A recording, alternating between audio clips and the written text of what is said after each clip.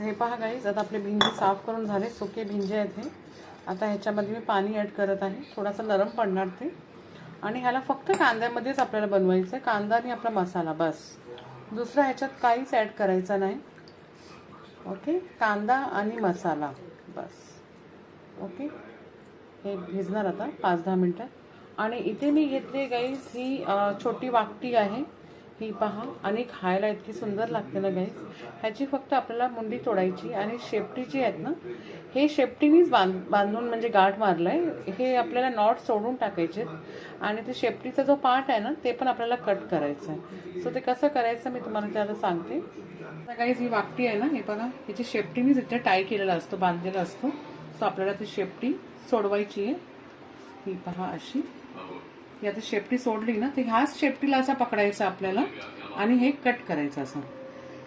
शेपटी कट झाली आपली. आता ही फक्त डोकी राहिली आहे बघा. हे अशी तोडून टाकायची, अशी पटापट होती अशी. आणि मग ह्याला आता आपल्याला फक्त तेलामध्ये थोडंसं तेल तव्यात टाकून ह्याला भाजून घ्यायचं, म्हणजे फ्राय करून घ्यायचे. आणि कुरकुरी एकदम कुरकुरीत होतात गाईज ही. आणि खायला इतकी मस्त लागते ना.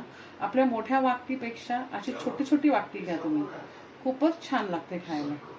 हे पहा, आता मी तुम्हाला दाखवते. आता मी कट केलं, हे पहा. आता हे असे मी कट केले. आता हे मी फक्त थोडासा पाणीमध्ये बुडून काढणार आहे, म्हणजे जे माती बिती असेल ते निघून जाणार. आणि मग आता ह्याला आपल्याला तव्यावर फ्राय करायचं. आता गाईज हे पहा, हे 2-3 पाण्याने स्वच्छ धुवून घेतलेत मोदके गाईज. ओके, आता ह्याच्यासोबत आपल्याला 2 कांदे घेतलेत.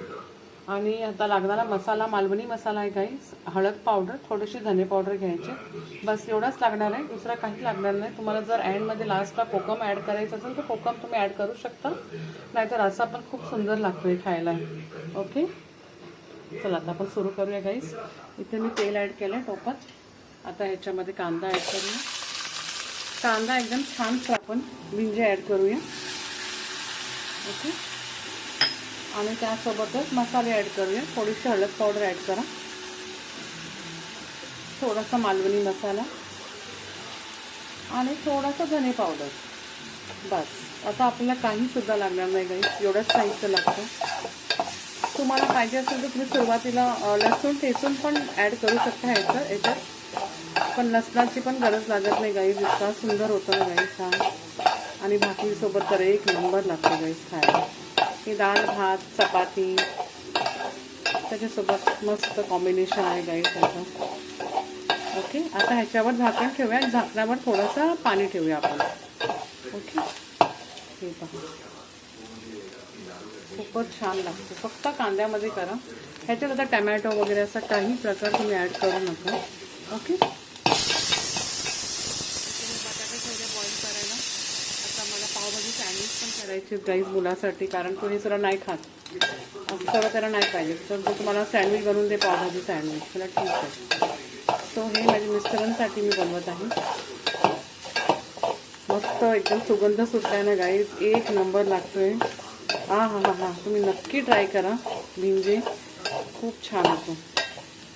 सेम अशीच तुम्ही इवन कर्दी करू शकता, वाकटी करा, बोंबील करा, जे आपल्या घरी अवेलेबल आहे. जवला असतो तो बारीकवाला तो करा. सेम मॅथडमध्ये असंच करा, खूप छान लागतं. आणि बाहेर आता पाऊस पण पडत आहे आमच्या इथे, सो गरमागरम मस्त लागणार आहे. आणि ही वाकटी आता मी फ्राय करणार आहे, ते तुम्हाला दाखवते मी कसं फ्राय करायची ती. छोटासा पॅन. सो आता त्याच्यामध्ये जरासं तेल मी ॲड करणार आहे. आणि ही जी वाकटी आहे, ही वाकटी अशी घ्यायची आपल्याला. पहिला हे तेल पूर्ण पसरून घेऊया. ओके, आता ही वाकटी एक एक करून ॲड करूया. हे लगेच फ्राय होतं, पापडासारखे होतं लगेच. हे पहा, ही पण सेम रेसिपी तशीच केली ना, कांदा जसं मी आता भिंजे दाखवले, कांदे आणि भिंजे सेम जर तशी चटणी पण केली ना ह्याची तर खूप छान लागते. आता ही लगेच तयार होणार बघा. एक साईडला फ्राय पण झाली आणि एकदम कुरकुरीत लागते.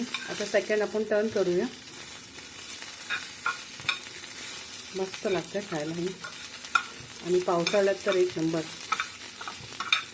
आम्हाला जास्त छोटी वाकटीच आवडतात, मोठे वाकटे आम्ही नाही घेत जास्त काही. असे छोटे छोटे मस्त लागतात खायला.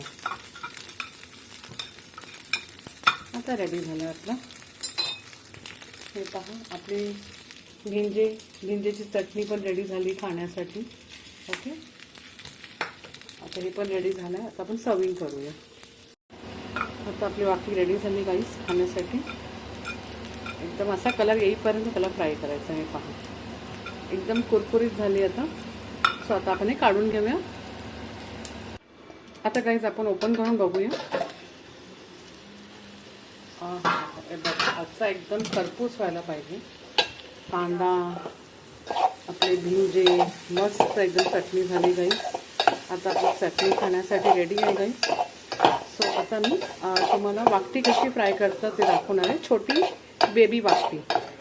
ओके, आपली चटणी कुठेही तुम्ही ट्रॅव्हलिंगला पण गेले ना गाईस, पिकनिकला बोला, भाकरीसोबत हे घेऊन गेलं ना तर मस्त तुमची पिकनिक पण होणार. आणि हे असं बनवून पण ठेवलं ना तर हे खराब नाही होत लवकर, कारण ह्याच्यामध्ये पाणी नाही ॲड केलं आपण. फ्रीजमध्ये ठेवा तुम्ही, पण काढून थोडा थोडा तुम्ही खाऊ शकता. असं खूप छान लागते खायला. तोंडातनं पाणी सुटतंय बघा. आता छान सुगंध सुटला आहे ना. चला, तर ही झाली आपली. थोडीशी कोथिंबीर आपण वरून ॲड करू. थोडीशी कोथिंबीर ॲड करूया. रेडी टू ईट भिंजेची चटणी, झटपट. आहा, पहा. सो आता आपण वाकटी फ्राय. आता काही सध्या जेवण रेडी झालं आहे. हा, ही वाकटी केलेली फ्राय वाकटी तुम्हाला तोडून दाखवते.